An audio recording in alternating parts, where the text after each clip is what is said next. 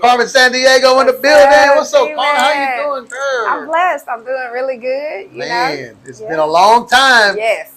Long time in to being in this spot. Right. It was crazy because when we were talking, I was like, even through the peak of Ball with Me, the spike of Ball with Me, the height of Ball with Me, even though 97.9 was one of the biggest stations to give me the most support, I had never done a radio interview here.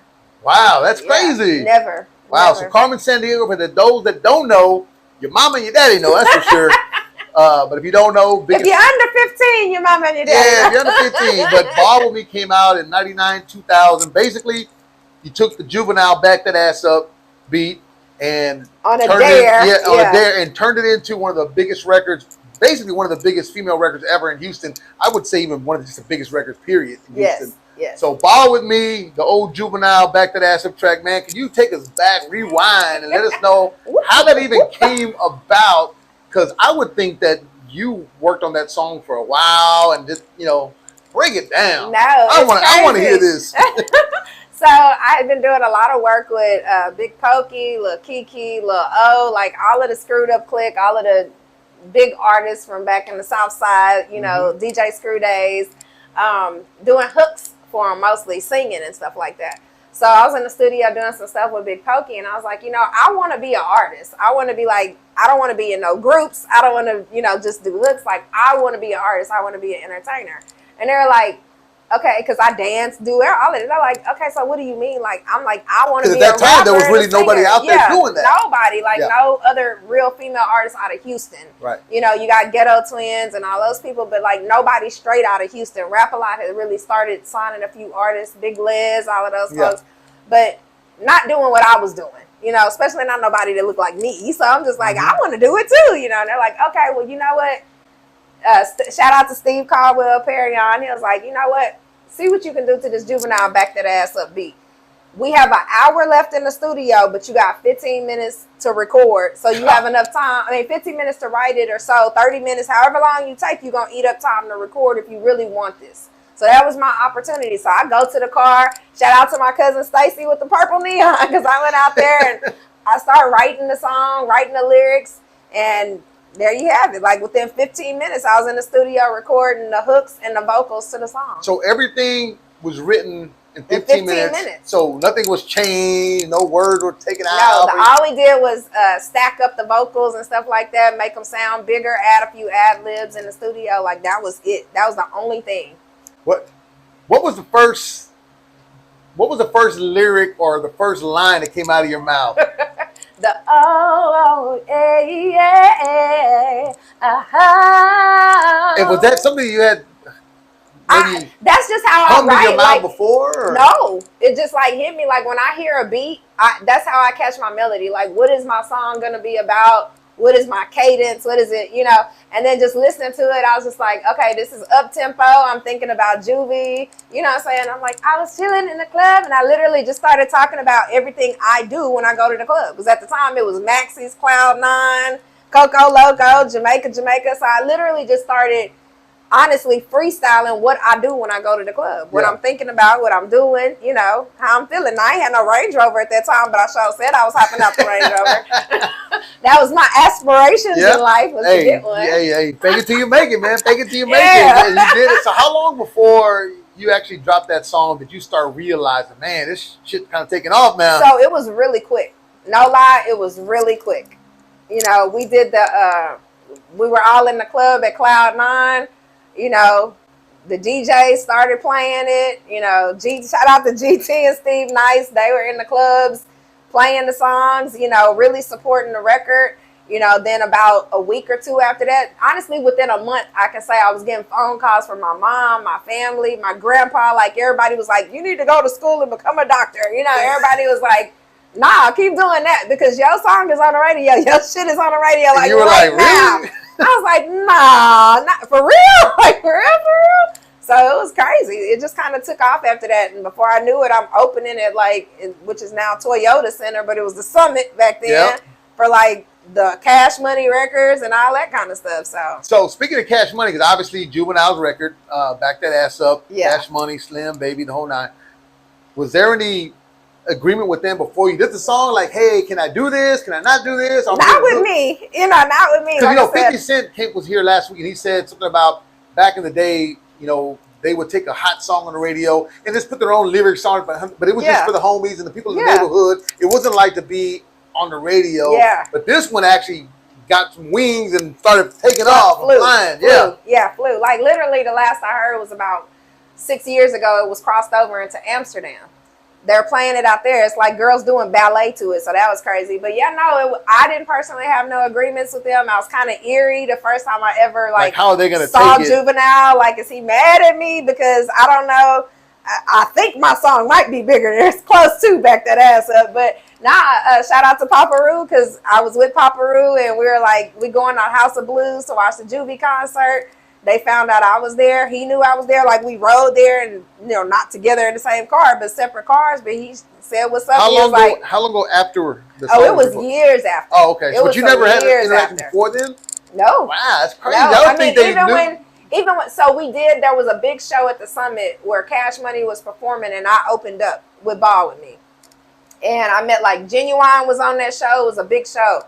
But I never, had any interaction with him, so I just assumed it was all good, because it's like, my people knew his people, so we were great. But I never had any vibe on how he was feeling about it. But when I saw him at House of Blues, he was like, we finna kill this shit, watch what we finna do. So he did his set, he did Back That Ass Up, then they brought me out on stage and I did Ball With Me, and he just saluted me after that. He was like, wow. And although we had intent, we talked and chopped it up. When you in the moment, you feeling good. You're like, man, we need to do a song together. We never did, but Juvie, I'm still waiting. Yeah. So when the song came out, you made money on shows, but you didn't make the millions that people thought you made on the record. Yeah, people were like, friends of my family, my cousins, folks, they were all like, man, we see you with the nice cars and the nice houses. We thought that was how you got it, was off that song. It wasn't nothing to do with that, other than my publishing for writing Ball With Me. That's all I collect. Like, I couldn't put Ball With Me on my album unless it was like a bonus track or something like that. So I couldn't sell Ball With Me. I couldn't get no money off Ball With Me other than booking shows and stuff like that. Wow. Back then you couldn't just go to SoundCloud or iTunes and stuff and download music. No, you had to go to Soundwaves and buy the CD. Yeah. And people were like, probably womp womp womp, like, they don't have a song on there, just the bonus track. But they were literally, to this day, like on iTunes, people be like, where can I get Ball With Me? And I'm like, go check it out on YouTube, SoundCloud, like whatever. But I'm not saying.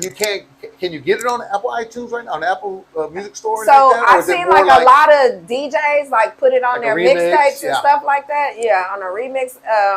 Or just put it on their mixtapes and stuff like that. But I didn't ever put the Manny Fresh beat on there. Speaking of Manny Fresh, if you want to do some beats for me, I'm ready. We can go round 2 with Ball With Me. All right. Well, speaking of round 2, we're gonna take it 20 years fast forward to this new joint you got with KILLA KYLEON, one of my favorite. Yes, we love you, KILLA. Big name in Houston. Yes. One of the most underrated, most dopest freestyle guys I've ever heard. He used to always freestyle on my show. We had a show called Freestyle Fridays, and he was one of my go-to guys. Yes.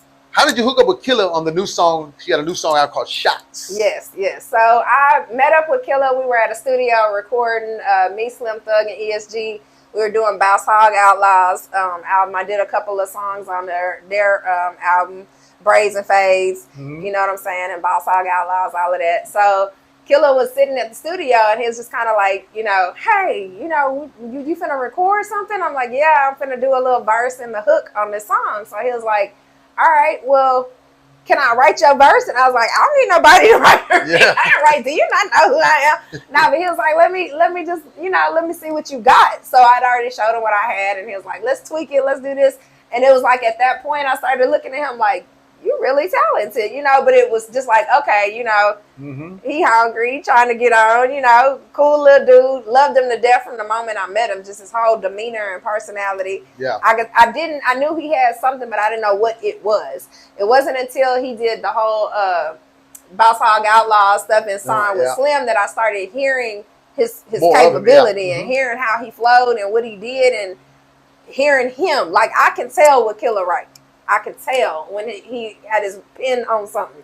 But it wasn't until then that I really knew just his full potential and what he could really do. So I got him on the Shots record.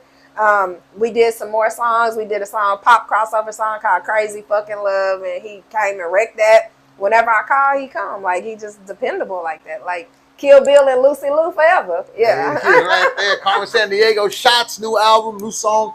New album coming soon. You're still working on the album, right? Yes, we're finishing it up right now. The second single is Signs, and we already ready. But the whole album will be dropping in December. Yeah. Shots, you can definitely download that, stream it. Yes. And I know you're excited about this record. So I'm excited that back in the music. That's just gonna be fun. I never shot a video to Ball With Me. Yeah, right. You love that, right? But the video for Shots is gonna be big. So you're backdooring your song 20 years ago with this one. How would you compare it to, say, Ball With Me? Is it the same style? It's a feel-good record. Like, it's got, I had chopped it up with a lot of A&R folks, big A&R folks, and they're like, it's got the three elements. It's a dance record, it's a feel-good record, it's a club record, it's radio, it's everything. Like, it's all wrapped in one. So I'm excited to see how it weighs on the scales with Ball With Me, but I'll say it's right there. It might balance the scales out with that one. It's kind of hard to say, I want to compare it to this record when that's a timeless record. Yeah. I mean, I think this one gonna be timeless too. You can't mess with timeless records. So that's gonna be there forever. Yeah. I mean, even after we're gone, there's gonna be people still jamming Ball With Me. And I think you want to have that same energy with Shots. With Shots, yeah, definitely. Shots is good. I think it's something that's timeless. It don't have no age denominator on it. It's everybody like going out feeling good, taking shots. You want to feel good in that moment, and that's just what Shots is. Well, I know you've done some music in between, but I don't want another 20 years to go by. And it ain't. It is not. I'm here. 20 years. I'm gonna be 31 in 20. I'm gonna be 31 in 20. You're gonna be so old. Oh my God, 30. 31 in 20 years. So I don't want to get that far. But man, it's just been an honor to have you in here. I've met you a couple of times. You did a show for me a few years ago, and when I heard that you was coming in to talk about your new record, I was like kind of floored. I'm like, wow, Carmen Sandiego. I thought, I know you got married and have kids and raised them, and you're in the corporate world now. You're getting that corporate money. Yeah, A-Rab money. Getting that A-Rab money in the corporate world. But you love music even more. Music is my heart. It's forever. It's forever. So yeah, I'm excited to be here. I'm not finna wait another 20 years. That's it. I made a promise to my fans, and all the DJs in the industry that's like, where the hell you been? And then they hear this and they like, it ain't even no question. They like, oh, we behind this 100%, and that's what you can't get through digital downloads and all that kind of stuff. Yeah. Even people that have never heard of me, like it's another generation of DJs out there, and they just like, you jamming. But even then, I would tell DJs to this day, if you're a new DJ, you never heard of Ball With Me, then you need to go back to school. You need to go back and do another profession, because that song. Is like back that ass up. Yes, ladies' anthem, can't go anywhere. And I remember back then, you couldn't play back that ass up without backdooring it with Ball With Me. Yeah. And then it was a big crossover record too. So that's with my culture being what it is, being half Dominican and half black, it's like it was something everybody could embrace. It was something everybody could hold on to and be proud of. And it's like, it's forever that, Man, so to me, that's who I am. Yeah, and you had a big following on social media, but you I deleted my social media. You have to get into all the particulars. Yes, I did delete it. I'm back at BeingCarmenSand. If you go to Facebook, Carmen Sandiego, Houston. What I'm saying? Sometimes you gotta wipe the slate clean. I had to detox. I wish I could have just pressed pause. I didn't pay attention to that button that say you can go dormant, you can go to sleep for a little while and then wake it back up. Because I lost all 30,000 people that were on there. But hey, y'all go back and follow me now. What made you want to come back to social media? Was it just because your kids are on it? You want to see what's going on with them? Was it like, what? I just need to take a mental break. And I needed a mental break. I needed to really just figure out what I wanted to do next. Like, what's next for me? What I'm good. Got my degree, making some A-Rab money, making 6 figures. Do I really want to go back into the music? And it's like, went to a couple of concerts. When you are an artist, it's something inside of you. And it's just like, this is not it. This is not it. I'm not done. And it will send you into depression if you let it. You know what I'm saying? So I was like, I'm not done. I'm just not done. And my kids were even like, Mom, like, pushing you to go. Yeah, like, what are you doing? Like, don't do that. you know, so shout out to my babies, all of you, you know, for all of you. All of you. You got the Brady Bunch over there Yes, at the San Diego household. Yes, definitely. So I'm thankful to them for not being like, no, you're my mom, I don't want you to do that. You know, I still get that sometimes. They're like, you can't wear them shorts. I'm gonna say you can't dress like that no dress more, like that. You know, you got your booty hanging out, mom. No, cover that up. Yeah. My friend's coming over. Stop. You know, whatever. And they like, where your mama at? Hey, Miss Corbin. You know, yeah, no, but yeah. Definitely really supportive. Even my mom, she's proud of me. You know, I grew up in a musical household. My mom always sung live bands with like Rick Marcel, a lot of big people out there. So she's really proud of me. So I just can't let it go. I love y'all, H-Town. I love my fans and I love music. Carmen Sandiego, cheers to you to another big record. Yes. And, I can't wait for y'all to hear it, man. Download that shit right now. Yes, go to SoundCloud and hit up shots. Yes.